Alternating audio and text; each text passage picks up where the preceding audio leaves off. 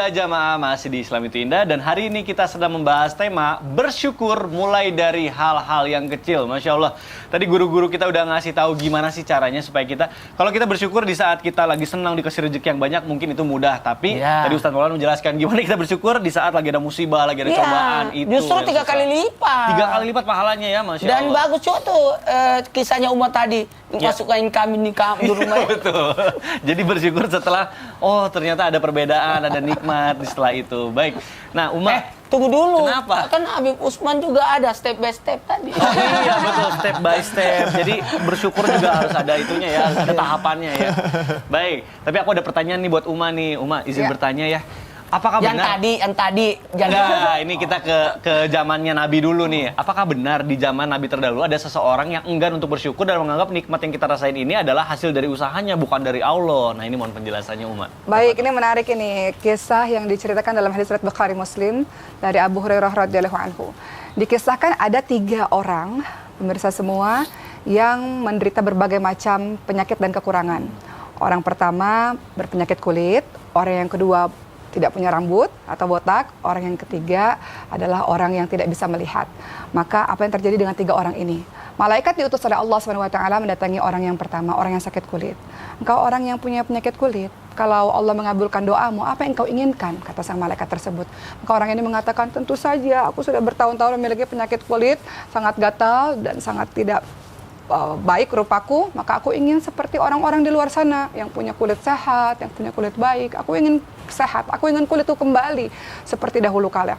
Maka sang malaikat ini pun akhirnya mengusap kulit tersebut dan akhirnya kulitnya menjadi seperti sedia kala. Lalu sang malaikat mengatakan, aku berikan engkau sapi yang sedang mengandung dan kelak sapi ini akan berkembang biak yang sangat banyak dan kehidupan perekonomian maupun akan baik-baik saja. Lalu orang kedua, malaikat ini kemudian datang kepada orang kedua, orang yang tidak punya rambut atau orang yang botak ini. Kalau engkau diberikan kesempatan oleh Allah SWT agar doamu dikabulkan, engkau ingin apa?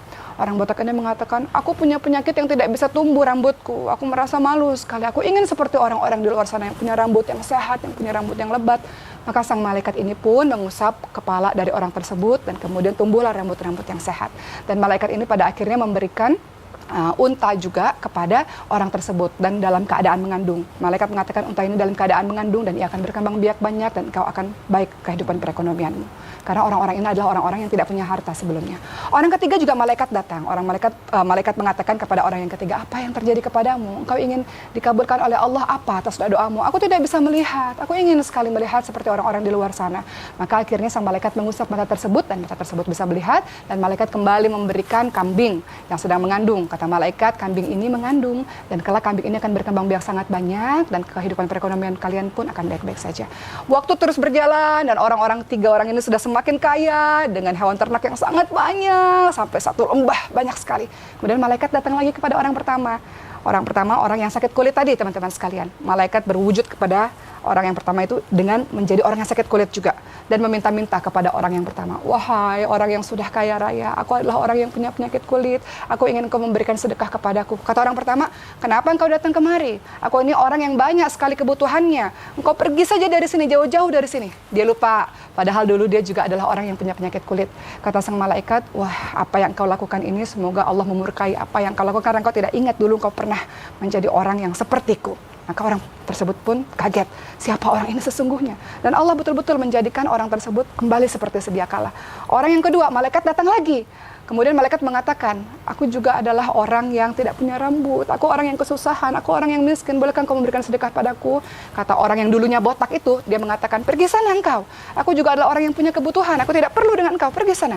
Malaikat mengatakan, engkau lupa, dulu engkau adalah orang yang tidak punya, engkau lupa adalah engkau orang yang botak yang tidak punya apa-apa. Lalu Allah SWT memberikan begitu banyak keberkahan pada dirimu, engkau lupa bersyukur kepada Allah, dan kemudian engkau menjadi orang yang sombong. Maka Allah kembalikan lagi orang yang botak itu menjadi seperti sedia kala. Kemudian orang yang ketiga, yang orang buta ini, malaikat datang dalam keadaan buta, tolong berikan aku sedekah, kata orang yang buta. Dulu aku pun juga sepertimu, dulu aku juga susah sepertimu, tapi Allah Subhanahu wa taala memberikan banyak kebaikan. Allah tolong kehidupanku. Maka ambillah apa-apa yang engkau inginkan sebagai wujud rasa syukurku kepada Allah Subhanahu wa taala yang telah mengubah nasibku. Maka malaikat mengatakan orang ini diberkahi oleh Allah Subhanahu wa taala. Ketika dia dalam keadaan miskin, dia ingat Allah. Ketika dalam keadaan kaya, dia ingat Allah Subhanahu wa taala. Begitulah cerita ini teman-teman sekalian, dalam semua keadaan mudah-mudahan kita menjadi orang yang senantiasa bersyukur, insyaallah. Masya Allah. Jadi ujian atau cobaan itu bukan hanya dalam kesusahan, tapi dalam kesenangan juga itu termasuk ujiannya dari Allah ya. Masya Allah. Terima kasih Uma. Justru banyak orang gagal diuji ketika dalam senang. Nah, itu dia. Kalau dalam susah, ya Allah. Betul. Ya Allah, kan kekurangan. Iya. Ketika melimpah itu yang susah juga. Itu yang susah. Jadi catatan untuk kita semua. Baik. Selanjutnya saya pengen ke Habib Usman. Habib Usman, Afan izin bertanya, benarkah ada doa jika kita bisa bersyukur atas nikmat Allah Subhanahu wa taala, maka Allah akan melipat gandakan nikmatnya kepada hambanya? Aduh. Cakep pertanyaan itu saya tunggu. Iya. Apa doanya ya? Mohon penjelasannya, Habib. Afwan Ustaz Maulana, Kang Midat, Ustazah. Bismillahirrahmanirrahim. Allahumma salli ala Sayyidina Muhammad wa ala ali Sayyidina Muhammad. Banyak di antara kita, daripada hikmah kita dari tadi habis salat subuh sampai sekarang ini, yang harus kita miliki adalah rasa berterima kasih kepada Allah Subhanahu wa taala. Bersyukur atas segala nikmat yang Allah taala berikan. Sebagaimana di awal dijelaskan, la in syakartum la azidannakum wa la in kafartum min adzabil asyadid. Siapa orang yang berterima kasih, alhamdulillah ya Allah. Alhamdulillah ya Allah. Inilah yang harus kita lakukan. Ketika habis sholat, ayo luangkan waktu kita. Kurang lebih 2 menit, 3 menit, atau 4 menit, atau bahkan 5 menit. Angkat tangan kita berdoa kepada Allah Subhanahu wa taala. Alhamdulillah ala ni'amillah, alhamdulillah ala barakatillah, alhamdulillah hamdan syakirin, hamdan naimin, hamdan yuafi ni'amahu kafi mazida. Atau yang biasa kita baca, alhamdulillahirabbil alamin, hamdan syakirin, hamdan naimin, hamdan yuafi ni'amahu kafi mazida, walhamdulillahirabbil alamin. Ya Rabb, inilah yang harus kita lakukan. Pokoknya ada kalimat, segala puji bagimu ya Allah, segala puji bagimu ya Allah. Ini yang harus kita lakukan dan harus kita ulang-ulang. Ketika seorang hamba melakukan kalimat yang luar biasa dahsyatnya, alhamdulillah ya Allah. Sebagaimana Al-Fatihah diawali dengan kalimat alhamdulillahirabbil alamin, yang merupakan umul Quran, yang bahkan dikatakan bahwasanya Al-Quran intisarinya ada di dalam Quran surat Al-Fatihah. Terima kasih ya Allah atas segala anugerah yang Engkau berikan. Inilah adalah hamba Allah. Berarti hamba yang berusaha taat kepada Allah, yang berterima kasih bahwasanya Allah telah menciptakan hambanya, Allah telah memberikan kehidupan di dunia ini, Allah menghidupkan kita, dan Allah memberikan kita kesehatan, walafiat, yang gunanya apa? Wa ma khalaqtul jinna wal insa illa liya'budun. Kita untuk beribadah kepadamu ya Allah, untuk mendekatkan diri kepadamu ya Allah. Inilah kita sebagai hamba yang harus senantiasa berdoa dan selalu berdoa. Dimanapun kita berada, alhamdulillah ya Allah. Berdiri, alhamdulillah ya Allah. Jalan, alhamdulillah ya Allah. Dalam pekerjaan, alhamdulillah ya Allah. Sekurang-kurangnya inilah yang harus kita lakukan. Tapi ada gak sih amalan yang banyak atau yang panjang? Ada. Kalau kita habis sholat boleh dibaca alhamdulillahirabbil alamin, hamdan syakirin, hamdan naimin, hamdan yuafi ni'amahu kafi mazida. Ya Rabbana lakal hamdu kama syukru kama yanbaghi li jalali wajhikal karim wa li 'azimi sultanik. Subhanaka la nuhsi thanan 'alaika anta kama asnayta 'ala nafsika falakal hamdu hatta tarda wa lakal hamdu idza radita wa lakal hamdu ba'da ridha. Ini yang harus kita baca. Ini yang harus kita lakukan setiap kita habis sholat. Berterima kasih kepada Allah Subhanahu wa taala atas anugerah yang Allah berikan kepada kita. Kesehatan kita, pandangan kita, penglihatan kita digunakan untuk beribadah kepada Allah Subhanahu wa taala. Wa ma khalaqtul jinna wal insa illa liya'budun. Beribadah kepada Allah adalah bentuk taat kepada Allah Subhanahu wa taala. Gunakan mata kita untuk beribadah kepada Allah, tangan kita beribadah kepada Allah, kaki kita beribadah kepada Allah. Jangan sampai khatamallahu ala qulubihim wa ala sam'ihim wa ala absarihim gisawatu wa lahum adzabun azim. Kalau Allah sudah kasih azab yang besar karena kita nggak mau menggunakan mata kita, Allah kunci pandangan kita, Allah tutup pendengaran kita. Kita nggak mau dengar majelis ta'lim, nggak mau nonton Islam itu indah. Sebagaimana kita setiap hari biasa ngaji di Trans TV ini atau di TV kita nonton Islam itu indah pagi-pagi. Kita nggak mau datang ke tempat menuntut ilmu ya Allah.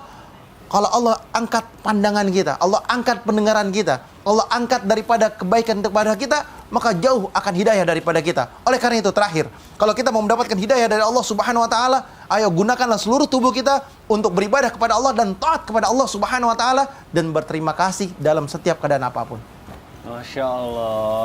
Nah, tapi bicara soal menjaga pandangan dan hati ini, aku masih ada yang pengen ditanyakan, tapi selanjutnya aku mau nanya sama Ustadz Maulana nih. Apalagi Ustadz yang tadi. Nah, makanya aku pengen lurusin. Jadi kadang aku tuh Jangan pernah berbicara hal-hal yang seperti itu. Aduh, kenapa aku kenapa? Iya. Jangan. Betapa banyaknya orang yang mau masuk ke sini, kan? Masya Allah. Jadi kita tuh harus bersyukur ya. Kenapa Uma? Ada masalah? Ganti-gantian kan. Alhamdulillah loh di sini banyak banget Iya. loh yang mau masuk sini. Ih, bener juga ya. Oh, guru-guru kita.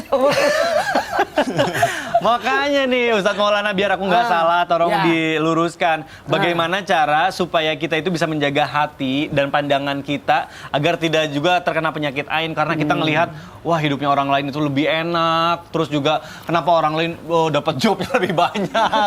Nah, gimana caranya kita bisa bersyukur sama rezeki yang udah Allah kasih sama kita? Nah, ini mohon penjelasannya nih Guru. Aduh, ya Tafadhol. Allah, ya Karim. Baik, makasih banyak Mikdad pertanyaannya dalam curhatannya ya. Izin Habib dan Uma. Bismillahirrahmanirrahim. Masya Allah, tabarakallah. Beranjak dari pertanyaan Mikdad dan juga mungkin kita rasakan. Kenapa ada orang seperti ini, kok aku nggak dapat seperti itu? Iya. Dalam hal ini ingat, mensyukuri apa yang sudah kita punya. Syukuri apa yang kita punya.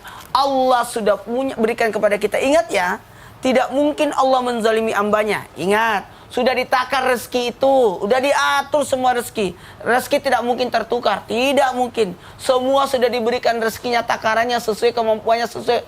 Karena ketika kita berkata, kenapa dia punya, kenapa aku tidak? Lah, kenapa tidak bertanya juga? Kenapa dia udah mati, aku masih hidup? Iya, betul. Kenapa tidak bertanya juga kenapa dia sakit, aku tidak? Iya. Itu sudah diatur semua, ya Allah ya Karim. Masing-masing itu beda ujiannya. Beda-beda masalahnya. Maka lihatlah atas apa yang Allah sudah berikan kepada kita. Jangan mencari apa yang belum kita dapatkan. Itu yang paling penting. Yang sudah ada, itu yang kita syukuri. Dan yang sudah ada, itu yang kita hitung. Jangan menghitung apa yang belum kita dapat. Inilah yang menyebabkan orang kadangkala lupa akan dirinya. Tadi kita sudah mendapat pembelajaran dari awal sampai sekarang ini luar biasa. Betapa banyak nikmat yang Allah berikan kepada kita. Maka dari itu, mohon maaf, orang kalau dikasih, mohon maaf ya, dikasih 2 lembah gunung emas, pasti dia minta lagi lembah ketiga. Pasti tidak akan mungkin. Sekarang udah ada nomor handphone yang kesekian, apalagi yang nggak usah disebut ya. Sekarang sudah ada yang tipe sekarang, tipe ini kan tidak ada puas-puasnya. Maka dari itu ada kata-kata supaya orang, bagaimana supaya kita, mohon maaf, tidak iri atau tidak ain kepada orang lain. Maka ikut bersyukurlah atas apa yang Allah berikan kepada orang lain. Itu ikut bersyukur. Makanya di Indonesia ini luar biasa loh. Banyak acara syukuran. Iya. Banyak banget. Iya, syukuran masuk rumah, hadirlah. Iya. Supaya hilang irimu. Iya. Dan orang-orang kalau ada nikmat, bikinlah acara syukuran. Iya. Supaya orang tidak iri juga sama kita. Ternyata rumahnya diadakan syukuran. Sehingga hadirkan 3 orang. Tetangga, sahabat, kerabat. Nah. Itu. Tetangga, sahabat, kerabat. Jadi banyak-banyak acara syukuran lah. Enak itu. Kenapa? Karena ini membuat orang reda. Dan alhamdulillah di dalam Islam ada namanya berbagi. Ada zakat, ada sedekah. Supaya apa? Enak. Makanya yang disakati itu adalah emas, bukan berlian. Kenapa? Karena emas itu yang senantiasa nampak dilihat orang miskin. Semua ya. Kenapa bukan ukurannya berlian? Tidak. Tetap ukuran emas, karena ukuran emas itu orang yang nampak dilihat oleh orang-orang itu. Masya Allah. Ini kalau aku singkat tausiahnya Ustadz Maulana, jadi kita tuh terpacu melihat ke atas tapi bersyukur melihat ke bawah. Mantap. Karena masih banyak juga yang Berapa hidupnya- jadwalnya itu aja syukuri. Jangan ngeluh Yang terus penting ya. perbaikin. Oh iya, kadang aku suka gitu sih. Kok ini ya banyak banget ini. Udah. syutingnya banyak. Curhat lagi, nggak boleh kayak gitu ya. Ustadz. Udah ada di sinetron, udah ada di film, udah di sini, syukur lah. Cukup ya, Masya Allah. Berarti kita Iya. harus qanaah, Masya Allah. Baik jamaah Islam Itu Indah yang dirahmati Allah, Masya Allah, ini udah banyak banget nih pertanyaan yang masuk ke sosial media Islam Itu Indah. Makanya sekarang langsung aja kita masuk ke segmen Tanya Dong Ustadz. Kami semua tanya dong, Ustadz. Masya Allah. Udah jago. Lincah banget. Udah jago. ya. Aduh, ditabrak-tabrak. Kenapa rusuh banget kamu? Kamu kenapa Setiap rusuh? hari udah jago ya mainnya. Kok kamu nabrak-nabrak kayak emosi gitu, kayak ada masalah Udah diisi apa? bensinnya udah kenceng. Iya, kemarin mogok. Waduh, Kemarin ngebut ada banget. mogok. Iya, sempat mogok.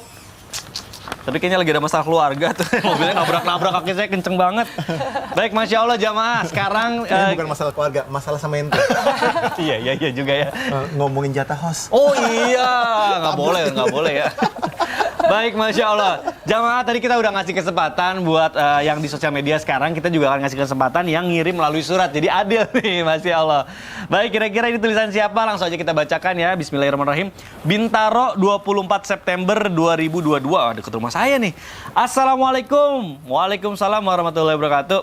Ustadz, Habib, banyak banget orang yang bersyukur dengan cara yang salah.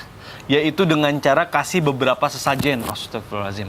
Sebagai bentuk ucapan rasa syukur atas nikmat selama ini. Namun, bagaimana caranya agar bisa mengurangi kebiasaan orang terdahulu dan cukup mengungkapkan rasa syukur kepada Allah saja? Waduh, ini pertanyaannya bagus sekali. Ini mungkin akan dijawab oleh Ustazah Oki melalui terus ya. Baik, mohon izin guru-guru semuanya.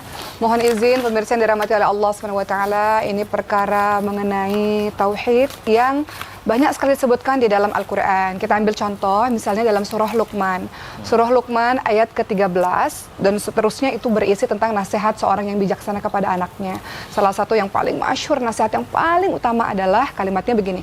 Ya bunayya, la tusyrik billah, inna syirka la dzulmun adzim. Wahai anakku, jangan menyekutukan Allah, jangan menduakan Allah. Sesungguhnya orang-orang yang melakukan perbuatan demikian adalah orang-orang yang sudah melakukan sebuah kezaliman yang besar. Kenapa? Menyekutukan Allah, menduakan Allah, beribadah kepada selain Allah, bersyukur kepada selain Allah, bersandar kepada selain Allah dikatakan sebagai sebuah kezaliman yang besar karena menempatkan sesuatu pada bukan tempatnya, bahwa segala sesuatu disandarkannya kepada Allah SWT. Jadi sebelum yang lain-lain perkara tauhid ini luar biasa teman-teman sekalian. Mohon izin juga dalam surah Al-Ikhlas misalnya. Surah Al-Ikhlas itu disebut sebagai sepertiga Al-Quran karena berisi tauhid juga. Ini sangat penting juga. Apa di dalam surah Al-Ikhlas disebutkan a'udzubillahi minasyaitonirrajim, qul huwallahu ahad, Allahus samad, lam yalid wa lam yulad wa lam yakul lahu kufuwan ahad. Dalam surah Al-Ikhlas disebutkan Allah itu satu, bahwa Allah itu adalah tempat kita memohon pertolongan, tempat kita bersandar, tempat kita menuju kepadanya. Allah tidak beranak dan tidak diperanakkan dan tidak ada sekutu bagi Allah SWT. Jadi perkara tauhid ini sangat penting bagi teman-teman yang sudah menancap di dalam hatinya perkara tauhid, maka ingatkan teman-teman lainnya dengan cara yang baik tentunya. Dakwah bukan yang menyakiti hati, bukan yang menyinggung, tapi dakwah yang mampu menembus ke hati-hati setiap orang. Dakwahkan dengan atas dasar cinta. Lalu bagaimana ya caranya supaya kita bisa bersyukur kepada Allah SWT dengan cara yang tidak salah? Perhatikan bagaimana cara Rasulullah SAW dan para sahabatnya bersyukur kepada Allah SWT. Bukankah ibadah-ibadah itu tertolak kalau tidak lillah dan tidak mengikuti apa yang dicontohkan oleh Rasulullah SAW? Apa yang dilakukan Rasulullah dan para sahabatnya kalau bersyukur kepada Allah SWT? Yang pertama, Rasul ingatkan kita bersyukur kepada Allah dengan cara bersyukur atau berterima kasih kepada orang-orang yang menjadi perantara datangnya nikmat dari Allah kepada kita. Jadi kalau kita mau bersyukur pada Allah, berterima kasih kepada orang-orang, pada manusia yang telah menjadi perantara akan nikmat itu datang pada kita. Kalau ada orang berbuat baik, berterima kasih kepadanya, artinya kita berterima kasih kepada Allah Subhanahu wa taala. Apa kata Rasul? Kalau ada seseorang yang berbuat baik padamu, balas dengan kebaikan yang serupa juga. Kalau lebih baik, tentu lebih baik. Tapi kalaupun kita nggak bisa balas, maka ada caranya teman-teman sekalian sebagai wujud rasa syukur pada orang-orang yang telah berbuat baik pada kita. Apa caranya? Berdoa. Doakan dia. Doakan dia. Sampai-sampai engkau terus berdoa, sampai-sampai engkau merasa ini sudah cukup membalas akan apa yang sudah dia lakukan kepadaku. Jadi doa terus. Itu cara kita bersyukur kepada dia dan kepada Allah Subhanahu wa taala. Berikutnya kata Rasulullah, cara bersyukur juga adalah ucapkan jazakallah khair, jazakillah khair. Semoga Allah membalas kebaikanmu. Itu cara bersyukur kepada Allah melewati orang-orang yang sudah memberikan nikmat itu kepada kita lewat perantara dia. Kemudian yang kedua adalah merenungkan nikmat-nikmat Allah Subhanahu wa taala. Mohon izin teman-teman sekalian, saya cerita. Dulu saya menganggap anak-anak yang bisa berjalan, bisa menangis, bisa lari-lari, perkara biasa. Memang normal anak itu angkat kepala, anak itu duduk, anak itu lari, normal, perkara yang biasa. Namun ketika Allah takdirkan, mohon izin saya cerita ini karena berkaitan dengan syukur. Sulaiman, anak saya yang keempat, ketika Allah anugerahi, alhamdulillah ala kulli hal, otot yang lemah, sehingga semuanya butuh terapi. Nangis butuh otot teman-teman sekalian, makan, mengunyah itu butuh otot, bernafas itu butuh otot, ya kan? Sehingga dengan otot yang lemah semuanya jadi perlu bantuan. Jadi waktu Sulaiman ototnya lemah, alhamdulillah ala kulli hal, pakai selang menembus ke lambungnya. Dan kemudian bernafas, butuh otot. Akhirnya terjadi apa? Terjadi henti nafas dalam beberapa detik. Akhirnya harus dibantu dengan alat untuk bernapas atau kita sebut dengan nama CPAP. Akhirnya di situ saya menyadari teman-teman sekalian bahwa ternyata kita bergerak. Anak saya di NICU bergerak begini teman-teman sekalian. Itu saya bersyukur kepada Allah Subhanahu wa taala. Baru bergerak begini? Baru bergerak begini waktu bayi, waktu di NICU. Iya. Begini aja. Wah, itu bersyukur, berterima kasih Allah anakku bergerak ya Allah. Artinya teman-teman sekalian, terkadang kita harus merenungi nikmat Allah betul-betul. Kita bisa begini ya Allah, alhamdulillah. Berarti kalau aku begini? Alhamdulillah ya Allah, banyak Alhamdulillah. orang tergeletak Ustaz. Dengan butuh terapi-terapi. Mudah-mudahan kita menjadi orang yang terus bersyukur insya Allah kepada Allah Subhanahu wa taala dengan cara yang benar. Tuh, Masya Allah, kisahnya bikin Ustaz Maulana berkaca-kaca. Aku juga.